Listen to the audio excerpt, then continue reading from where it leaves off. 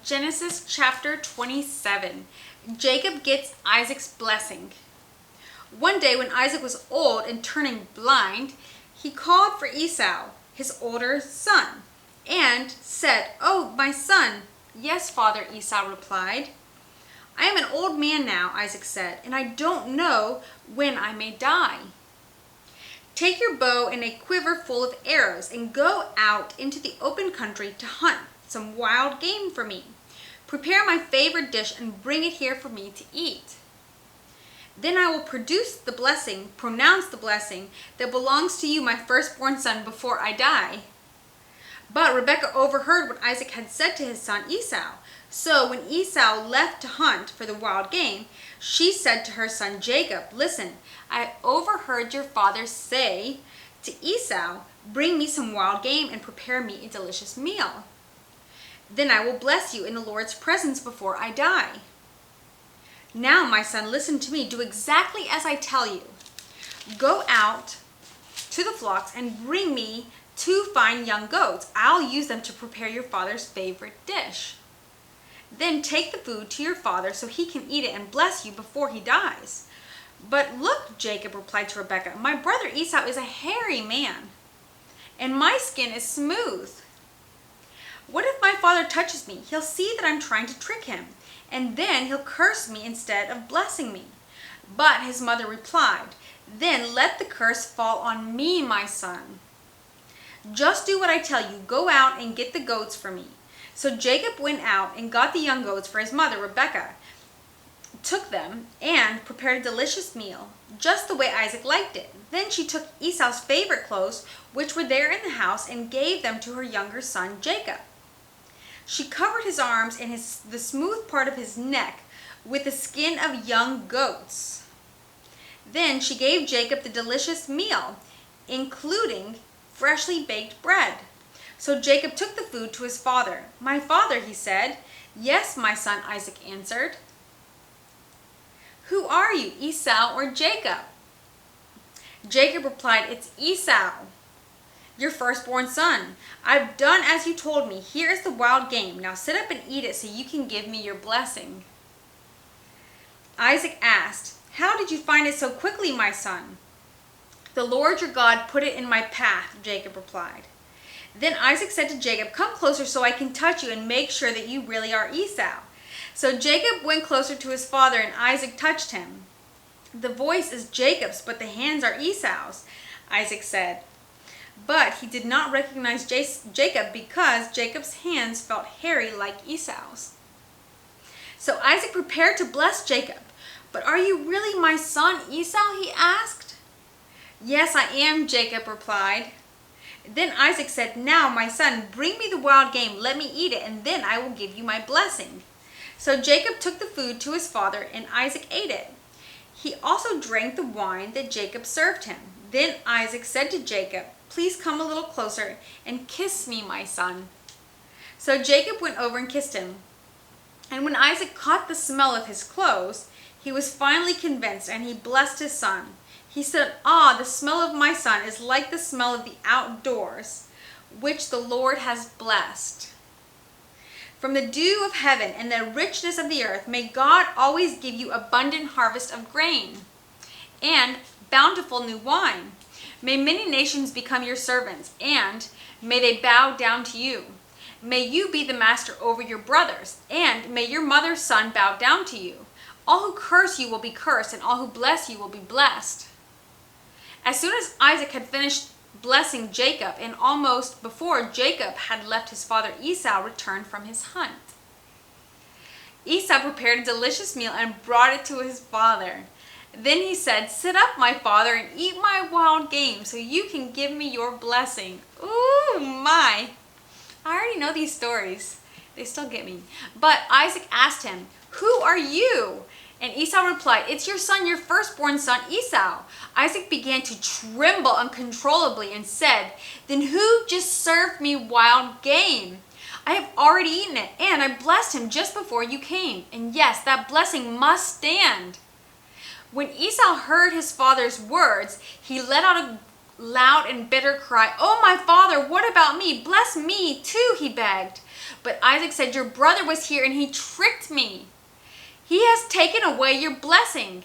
Esau exclaimed, no wonder his name is Jacob, for now he's cheated me twice. First he took my rights as the firstborn, and now he's stolen my blessing. Ooh. Oh, haven't you saved even one blessing for me? Isaac said to Esau, I have made Jacob your master and have declared that all his brothers will be his servants. I have guaranteed him an abundance of grain and wine. What is left for me to give you, my son? Esau pleaded, but do you have only one blessing? Oh, my father, bless me too. Then Esau broke down and wept.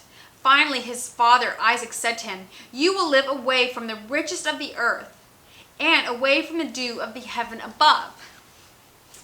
You will live by your sword, and you will serve your brother. But when you decide to break free, you will shake his yoke from your neck.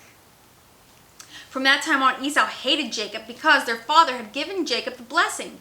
And Esau began to scheme, I will soon be mourning my father's death. Then I will kill my brother Jacob. But Rebekah heard about Esau's plan. So she sent for Jacob and told him, listen, Esau is consoling himself by plotting to kill you. So listen carefully, my son. Get ready and flee to my brother Laban in Haran. Stay there with him until your brother cools off. When he calms down and forgets what you have done to him, I don't know if he will, I will send you to come back. Why should I lose both of you in one day? Then Rebekah said to Isaac, I'm sick and tired of these local Hittite women. I would rather die than see Jacob marry one of them. Chapter 28. So Isaac called for Jacob, blessed him, and said, you must not marry any of these Canaanite women. Instead, go at once to Paddan Aram, to the house of your grandfather Bethuel, and marry one of your uncle Laban's daughters. May God Almighty bless you and give you many children, and may your descendants multiply and become many nations. May God pass on to you and your descendants the blessings he promised to Abraham. May you own this land where you are now living as a foreigner, for God gave this land to Abraham. So Isaac sent Jacob away, and he went to Paddan Aram to stay with his uncle Laban, his mother's brother, the son of Bethuel the Aramean. Esau knew that his father Isaac had blessed Jacob and sent him to Paddan Aram to find a wife, and that he warned Jacob, you must not marry a Canaanite woman. He also knew that Jacob had obeyed his parents and gone to Paddan Aram. It was now very clear to Esau that his father did not like the local Canaanite women. So Esau visited his uncle Ishmael's family and married one of Ishmael's daughters, in addition to the wives he already had. His new wife's name was Mahalath. She was the sister of Nebaioth and the daughter of Ishmael, Abraham's son. Meanwhile, Jacob left Beersheba and traveled towards Haran. At sundown, he arrived at a good place and set up camp and stopped there for the night. Jacob found a stone to rest his head against and lay down to sleep. As he slept, he dreamed of a stairway that reached from the earth up to heaven, and he saw the angels of God going up and down in the stairway. At the top of the stairway stood the Lord, and he said, I am the Lord, the God of your grandfather Abraham, and the God of your father Isaac. The ground you are lying on belongs to you. I am giving it to you and your descendants. Your descendants will be as numerous as the dust of the earth. They will spread out in all directions, to the west and the east, to the north and the south, and all the families of earth will be blessed through you and your descendants. What's more, I am with you, and I will protect you wherever you go.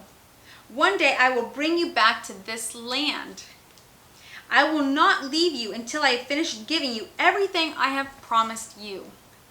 Then Jacob awoke from his sleep and said, surely the Lord is in this place, and I wasn't even aware of it. But he was so afraid and said, what an awesome place this is. It is none other than the house of God, the very gateway to heaven. The next morning Jacob got up very early. He took the stone he had rested his head against, and he set it upright as a memorial pillar. Then he poured olive oil over it. He named that place Bethel, which means house of God, although it was previously called Luz. Then Jacob made this vow: if God will indeed be with me and protect me on this journey, and if he will provide me with food and clothing, and if I return safely to my father's home, then the Lord will certainly be my God. And this memorial pillar I have set up will become a place for worshiping God, and I will present to God a tenth of everything he gives me. And we will be reading chapter 29 next. Jacob arrives at Paddan Aram. So let's stick with it. I hope you're enjoying reading the Bible with me, and we will continue marching on through Genesis chapter 29 in a bit. So thank you for being here.